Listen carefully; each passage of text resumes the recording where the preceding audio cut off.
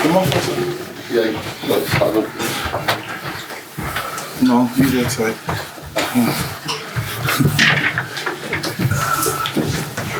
Hello, sis. I'll just see you on that later.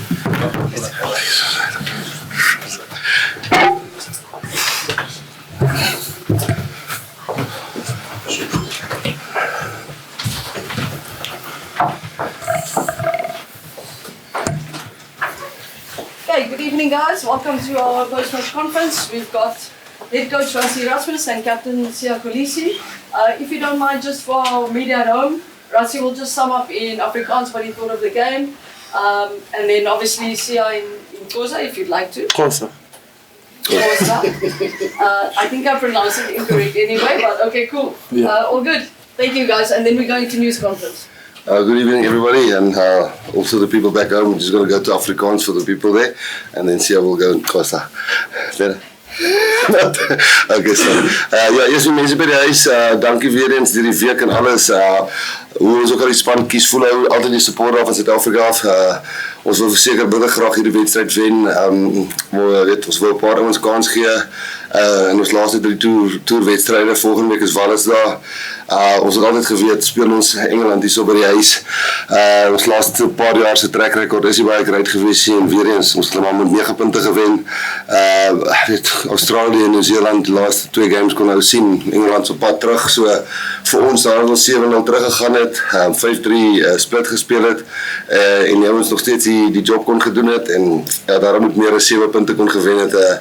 Ek sal nie sê ons was comfortable, maar ons het daarom 'n bietjie van 'n window gehad in die laaste paar minute, en ja, dankie vir al die ondersteuning by die huis, en groete daar aan die mense. Ja, ngikuthi siyabulela iliqembu support sifumele ngabantu basendlini nabantu basemzansi abazosibukela bekunzima kakhulu. England idlale ngamandla and siyazi namhlanje ba ehlobo bazaza ngalo futhi because if bebesikile thina bizonyusa i-confidence yabo, but bekunzima namhlanje sisebenzele le win namhlanje, and then xa sifumana amathuba ethu sawathatha, so siyavuya kakhulu. Sinomdlalo wokugqibela ngoku kuzofuneka sihambe siye Wales and sowina la mdlalo, so umdlalo omkhulu kakhulu. All right, questions. Lloyd? Sorry, they gave me a mic, so I'm going to go first. Congrats on the win, guys. Rassie, just from your side, obviously a great win, but just performance-wise, if you can sum it up for us, what you made of your side's performance tonight. Yeah, it's tough at last because when we had a good margin, winning margin, this game again, one can probably say does the score really reflect how close the game was? I think yes, it was a 1-try game. Penalty kick missed here and there, 2 tries, one from them and one from ours, disallowed for small infringements or by neck or forward pass or something like that, and yeah, competitive as well. We getting some disruptions and injuries, and Ox not be able to do a normal swap around when we try to get the fresh legs on.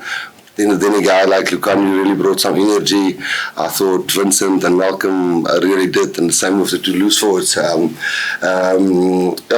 Kobus as well. So overall, I guess when you play Twickenham and you have to say we're not happy with the performance, and we beat them by 9 points, that would be arrogant. We wasn't fantastic, but we content that we could beat them today.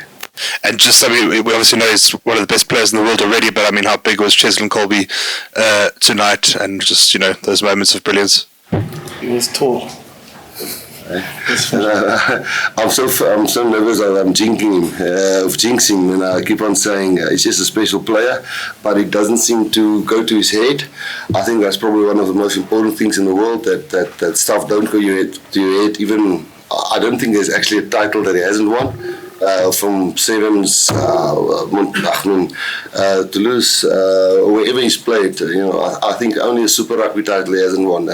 And he always stay grounded. If you arrest him last week and playing this game, he's just up to speed immediately. And I think the team also helps him a lot, but one can't praise him enough for. There's always not the glamorous things that he does. There's a lot of off-the-ball work that he really does well. And yeah, we can just be very fortunate that we have such a good crop of wingers. Rassie, Under pressure now in the, fairly late in the game, it's almost as if that adversity brings out the best in you. You really responded well without Gerard. So just your thought on how the team responds to these kind of situations. Is that the champion sort of pedigree coming through? I definitely think it's experience. I think with the team that we put out there has played together a lot in important games. Also, most of them played in the last match against Argentina for the Rugby Championship. Getting cards is not something that to be proud of, but hanging in there while we have a card, that definitely takes some character and good planning from the other coaches and the guys who's running the specific areas in the game, being a defense lineouts or scrum. Vincent going to lose it. If Vincent didn't have the ability to go to lose it, which we marked on the team sheet, we would have gone to uncontested scrums, which would have meant we would have gone to 13 men. So then we would have struggled to keep them out because they really were doing well. So yes, I do think calm heads, which we weren't always in the coach's box, but the players on the field pretty much were cool, calm, and handled it with experience. Can you please also just give me your thoughts? I mean, Damien Darlendo, we chat about Colby, but Damien, there seems to be like a golden thread in his career that if it needs a big play, he comes up with it. If you look like putting Colby away and just your... If you guys could just give me your thoughts on, Damien's ability to just come up with that little bit of magic. Yeah, I think there's it's someone that we know what he's capable of, whether he has a ball in hand or is defending. And he's such a big guy, and he's got one of the best passes in the team. So opposition never know what he's gonna do.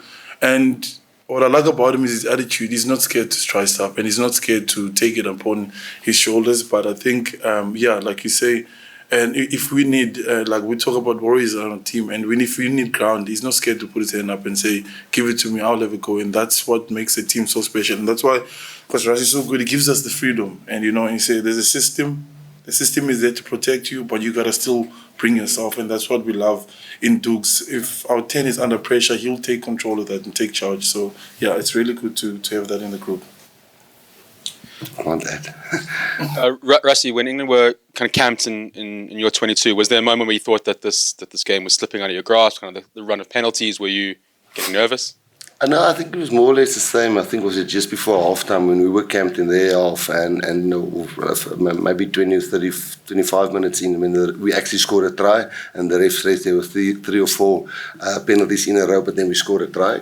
I think unfortunately, or lucky for us, unfortunate for them, they didn't convert, and we got the first yellow card, and we definitely knew if we made another mistake there, penalty-wise, we would go down to 13 men, and I think that's where the call came on.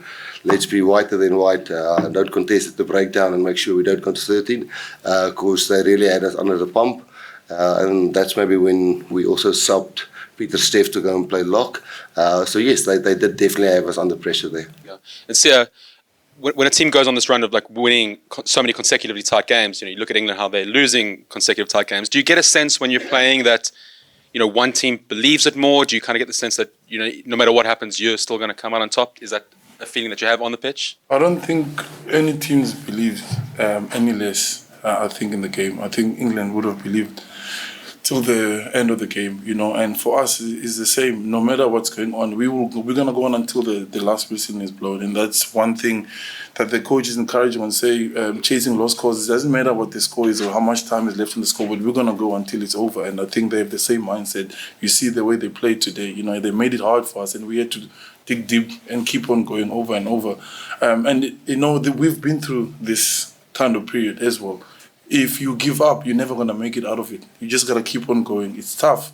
It's really tough, but it really helped us and pulled us together as a group, and we had certain goals and we reached those goals. And that's what I said earlier in the week.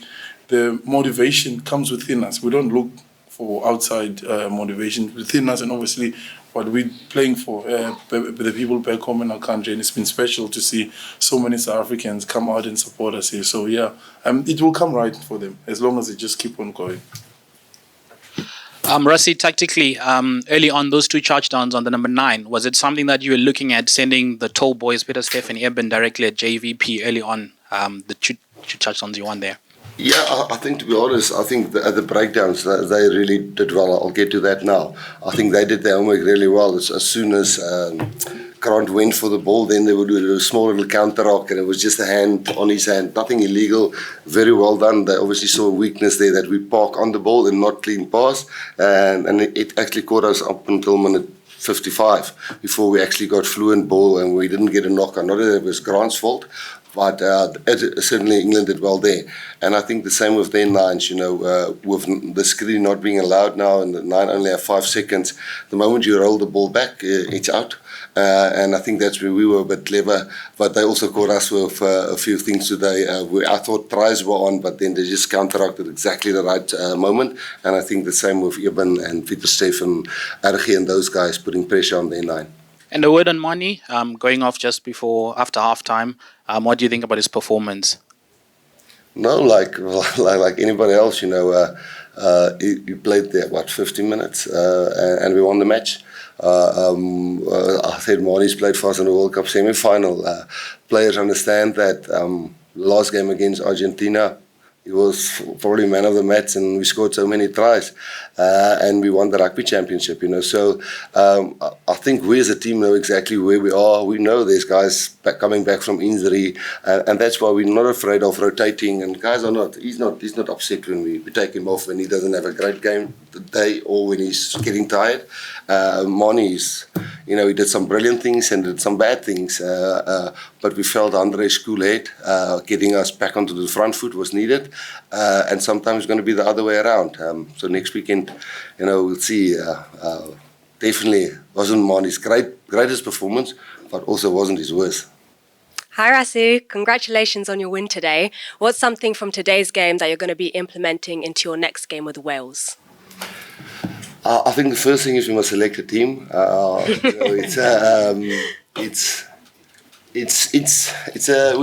a good bunch of guys and ladies who's in the management team together. And next week is our last match. From June normally we together till November, and the guys have birthdays and some guys kids while we're away, and now we're only seeing each other next week, July after next week. So we would love to end on a high.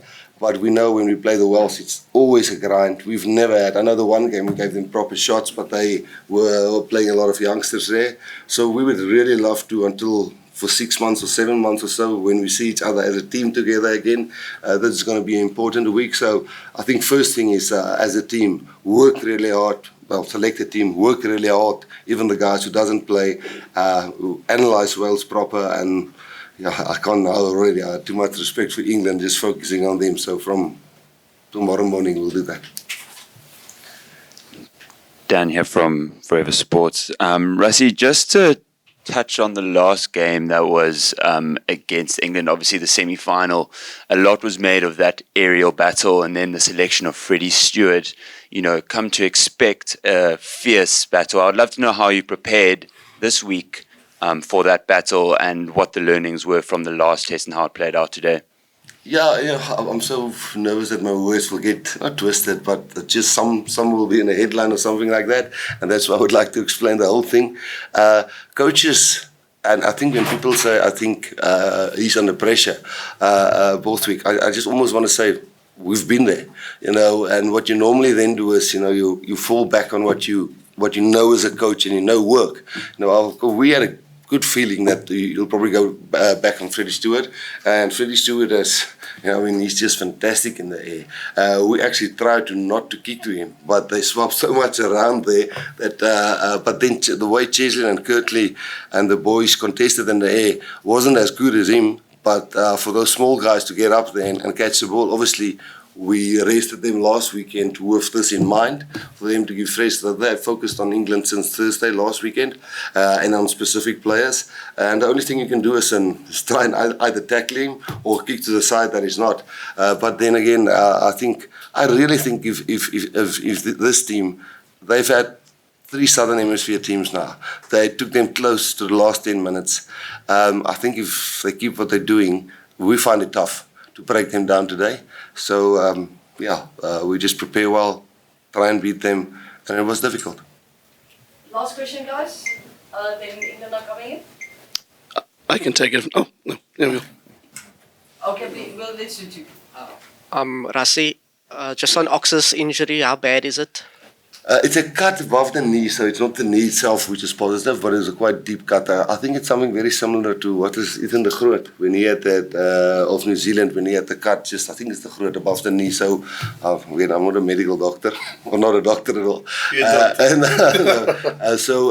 I think it just depends on how quickly the stitches. It's not the knee is not injured. It's this much above the knee. So hopefully we can pick him again, but we won't risk him if that thing is going to go open again. Yeah. So it's not the knee. It's a cut. Rassie, obviously last year was incredible. You won a World Cup. This year you're world number one. You've got the Rugby Championship. When you look at pure performance of your team, do you think the team this year is performing better than the team did last year? I think if you take everything into account, but I don't want to keep on saying numbers, but with Wilco being the 50th player that's played for us this year, and you look at the actual game time, there's actually a lot. It's just those numbers turning in and out. It's giving Andre proper game time when he wasn't injured, giving Lucanio, try getting Kainin in the mix, Kobus, Krappies, Nine from the Lions, Krapmorne. There's so many guys that we've given a chance that we do know rhythm is going to lack. But I think what we're trying to keep in everybody is the hunger and the grunt and the passion. And sometimes that makes it a good season. But I know if we just pick the same team and the best team that we think from the beginning till the end, we would have been much smoother to the end of the year. But we're happy with the results. Fantastic. Thank you, guys. Thank you. Thank you. Danko. Costa. Nice.